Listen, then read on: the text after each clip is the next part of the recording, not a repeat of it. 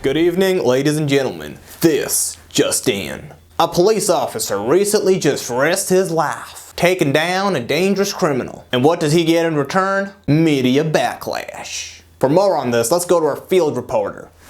You there? Hi, John. Yeah, if I heard you correctly, did you just say that the police officer risked his life? Yeah, that's right. John, there was like 4 policemen surrounding George Floyd. He was handcuffed with his hands behind his back. His chest was flattened to the floor. The police officer had his knee, his entire body weight, all pressing on George Floyd's neck. You just never know with these people. They're crafty. John, the police officer obviously murdered this man. We have it on video. He essentially choked him to death. I mean, how would you expect the police officer to know that the man couldn't breathe? Because he kept yelling, "I can't breathe." Well, why couldn't he breathe? Did he release some sort of biochemical weapon in the air? Did he have the coronavirus? What drugs was he on? John, the only thing George Floyd was on was the floor. And the police officer's knee was on his neck. He was resisting arrest. John, repeat after me. He said, I can't breathe. I can't breathe. Resisting arrest.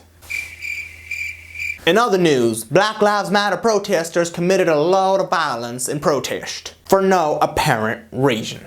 John, it may have had something to do with the fact that black people have been enslaved in the United States of America for about 250 years. Then they were under segregation for 90 years. And for approximately 400 years, they've been held back and oppressed. Thereafter, they were continuously, systematically targeted by the legal system and disproportionately arrested by law enforcement. And they are continuously being killed by either white vigilantes, like in the case of Ahmaud Arbery, or killed by police officers, like in the case of Eric Garner, or Tamir Rice, or Michael Brown. John, the problem is that when a black person commits a minor crime, for example, like selling loose cigarettes, they're either choked to death or shot to death. While when a white person shoots and kills people in a church, he is calmly arrested and taken to Burger King. Maybe, just maybe, that is why people protest. I'm sorry, we're losing you. I couldn't hear the last part of the report, especially the part about slavery and segregation. John,